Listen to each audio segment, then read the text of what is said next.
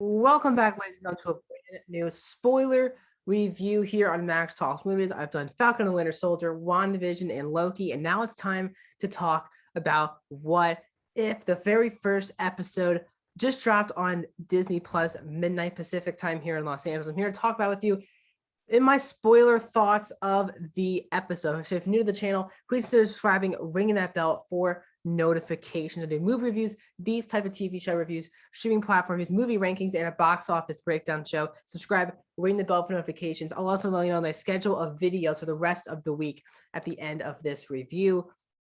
Also, please comment down below your thoughts on the first episode of What If.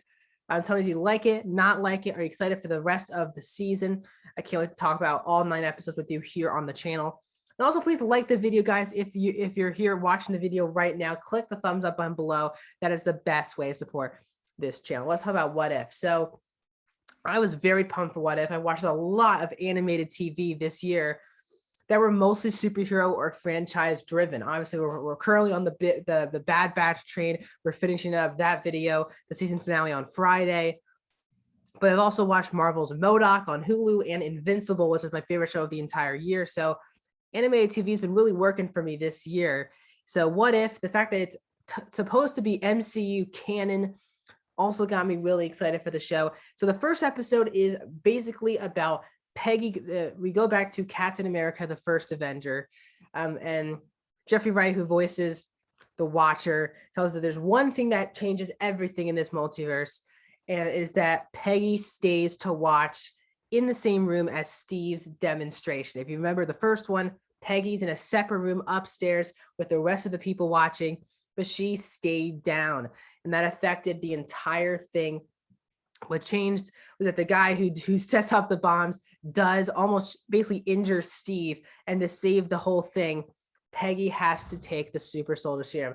What I thought was also great about the episode too, this first episode, was that it brought back basically, except Chris Evans, the entire voice cast from the first Captain America movie. You had Haley Atwell as Peggy Carter, you had Dominic Cooper playing Howard Stark, you had Stanley Tucci back in his role, you had Toby Jones back as John Sebastian Stan. They were all back playing their roles, which was also just so fun to listen to.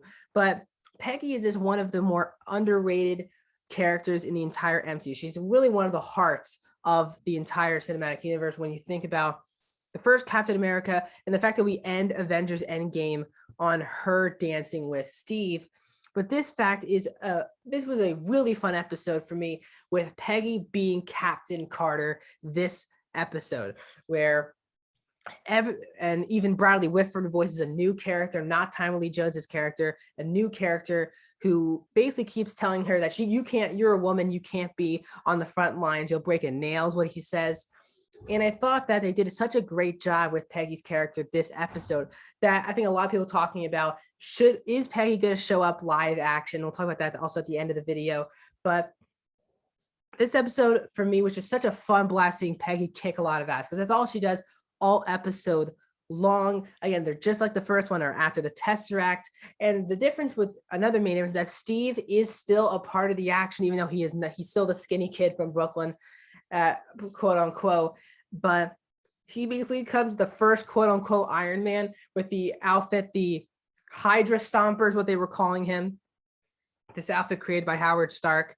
Still kept Steve in the action, but didn't overshadow how great Peggy Carter is as a character, which they could have easily done with this episode. Peggy needed to be front and center of this episode. And while, yes, we all love Steve, this is not his. He doesn't get the super soldier serum. She does. She needs to be front and center, and he is still there helping out. And one of my favorite part of the episode was you still felt their love for each other throughout the entire episode, even though it's for different than the original, obviously.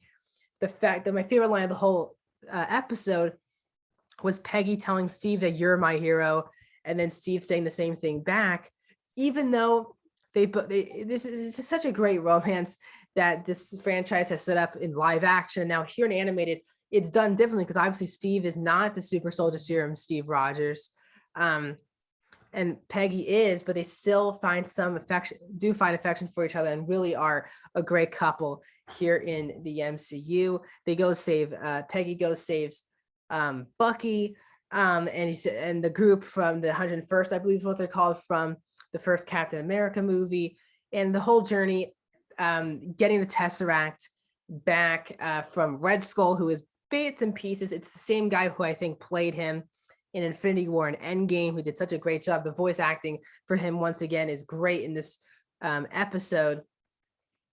And so Peggy is taken very seriously by basically everyone. And she creates this mission with Steve. And Steve gets blown up in the same mission where Bucky falls off the cliff. This time, Bucky is saved by Peggy falling off the train, and is this time believed to be Steve in the iron suit, is basically blown up. And that was kind of a huge deal. I was like, wow, is Steve dead? And we learn when we go back to Hydra's base that Steve is alive. The whole joke of Howard saying that the suit is indestructible came true this episode. And then so Steve is still alive, but the suit itself doesn't have enough power to get it through that much action in the last action scene of the episode. Peggy going up against Red Skull. Basically, they go there, they see the Tesseract, they see this weird squid looking thing coming out of the Tesseract. It kills Red Skull after Red Skull saying it was the champion of Hydra. Steve gets everyone out of there, and before Steve runs out of energy, the Tesseract stops working. It's Peggy sacrificing herself, and she goes through the Tesseract, which is different than Steve, because obviously when Steve died, he was frozen in ice. He didn't go through the Tesseract at all.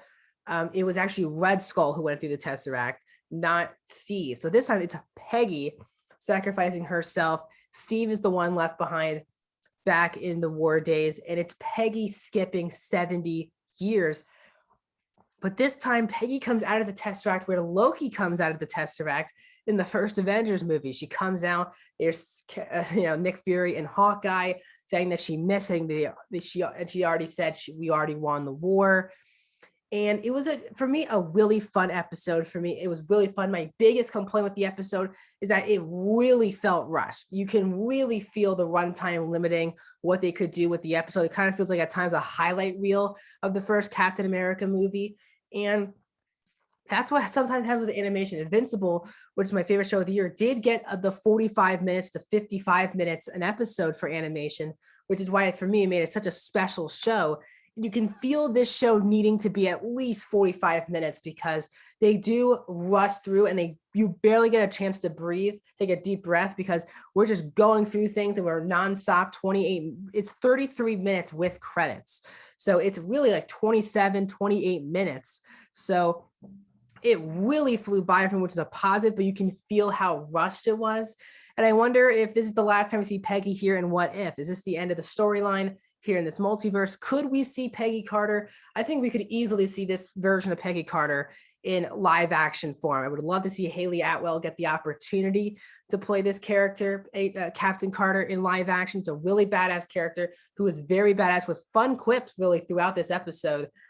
I would love to see. So for me, I really had a fun time with the episode. It was really fun seeing these characters back, the voice actors coming back. The action was great. The animation was beautiful. But for me, it did feel a bit too rushed. But I can't wait, guys, to review every single Wednesday here on the channel. I'll be giving you my spoiler breakdown of the new episode of What If in the next 8 weeks going forward. We have 8 more episodes to go. I can't wait to talk to you guys every single Wednesday.